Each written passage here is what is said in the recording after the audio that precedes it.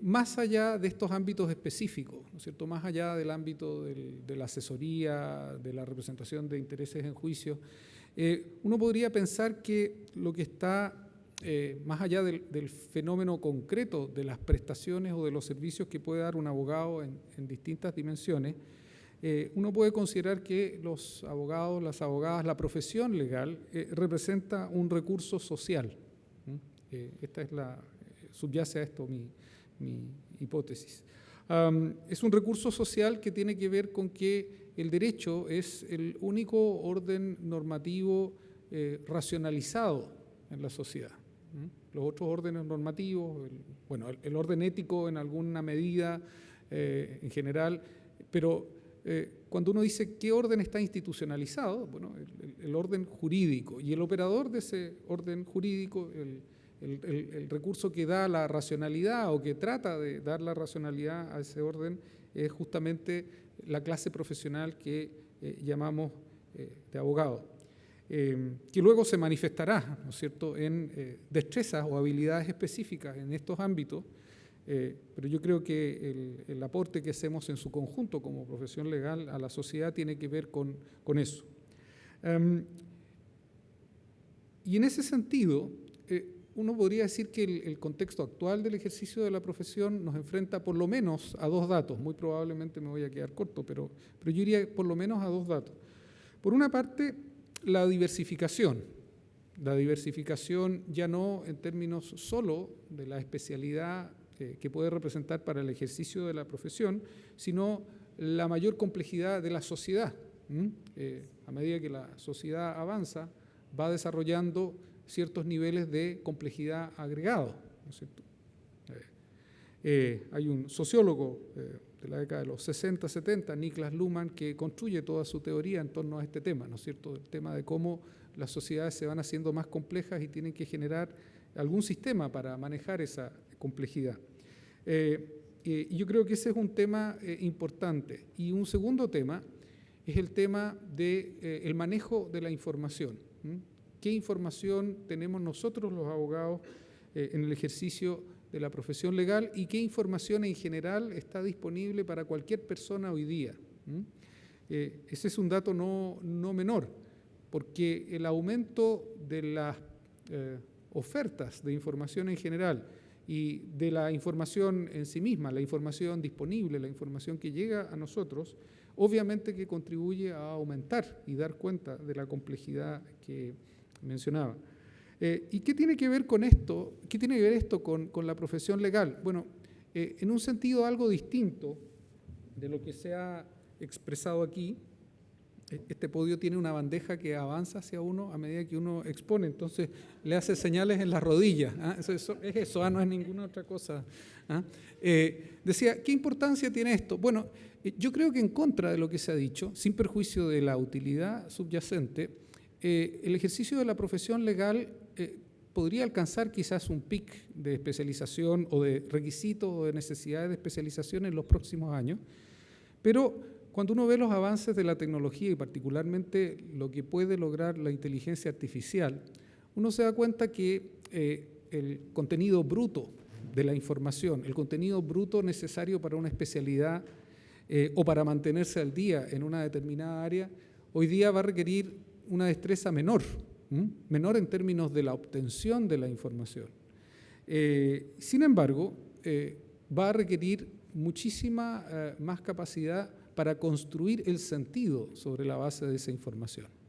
Mientras más información disponible hay, más déficit o un diferencial, diría, ¿no es cierto?, en términos matemáticos. Hay un delta de construcción de sentido, de la forma como yo enfrento estos datos y les doy sentido.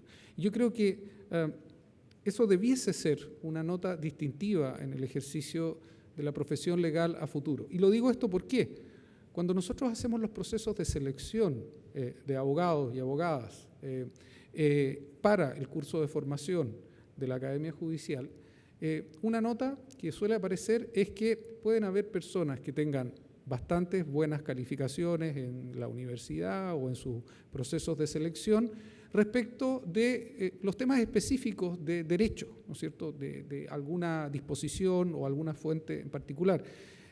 Posteriormente, esa capacidad se ve un poquito mermada cuando llegamos al análisis de casos. Y cuando llegamos a la entrevista final y se pone a estas personas, que ya son las últimas en la etapa del proceso, en la situación de construir una respuesta adecuada para situaciones complejas, algo pasa. Algo sucede, y ya que se ha tocado aquí el tema de la educación de las enseñanzas o de los currículums, algo sucede que no se está preparando adecuadamente a los abogados, a las abogadas, para una aptitud que yo creo que tiene que ver con dos preguntas que uno hacía primero, dos expresiones que uno utilizaba primero en la universidad y luego en el ejercicio profesional. Uno sabía cuando era estudiante que los primeros 10 segundos del examen, después de la pregunta, uno los ganaba cuando le decía a la comisión, hay que distinguir.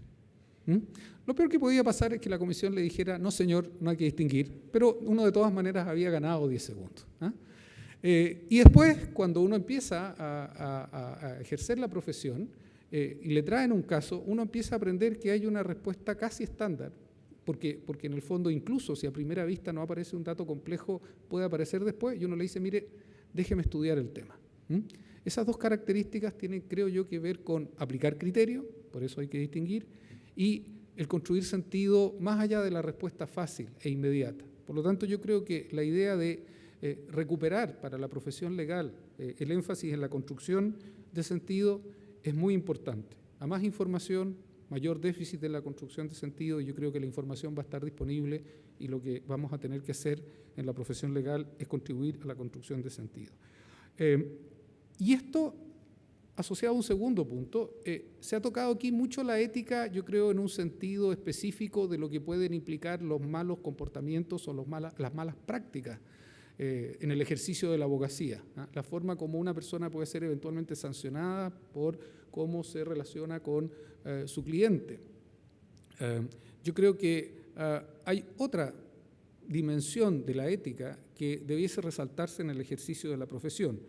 Si uno asume, como digo, que los abogados o el ejercicio de la profesión legal representa para la sociedad un recurso de racionalidad en el ámbito normativo, yo creo que el principal imperativo de la abogacía es la prudencia.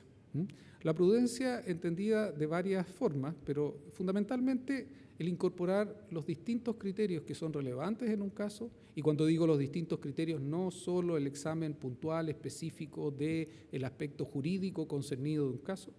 Segundo lugar, de aportar esto no solo en el caso, en la defensa del juicio o en la asesoría concreta, sino que también en las opiniones que un abogado puede dar en otras materias, ¿no es cierto? Debiese ser un rasgo distintivo, así como un ingeniero no suele o no debería dar una opinión sencilla sobre una cuestión que respecto de su propio oficio tiene algún tipo de reparo o miramiento.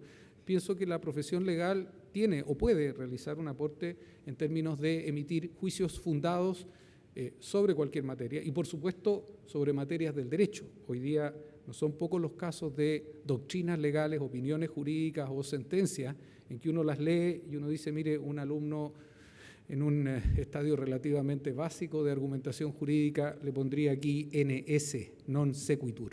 No se desprende de lo que está diciendo usted, la conclusión que usted aporta.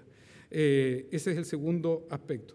Y un tercer aspecto, obviamente asociado al anterior, tiene que ver con la forma como los abogados y abogadas se presentan en público. Yo creo que la profesión legal debiese rescatar una contribución que no es menor, no en vano, antes de que existiese esta exagerada diversificación de profesiones, los abogados ejercían no regularmente, pero sí muy frecuentemente como escritores o como periodistas. Yo creo que el ejercicio de la profesión legal enfrenta a futuro el desafío de reivindicar para abogados y abogadas la facultad de ser buenos y eficientes comunicadores. Esa sería mi exposición. Muchas gracias.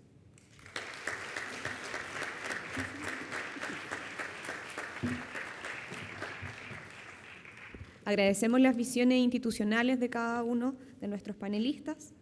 Los invito a bajar del escenario. Muchas gracias por sus presentaciones.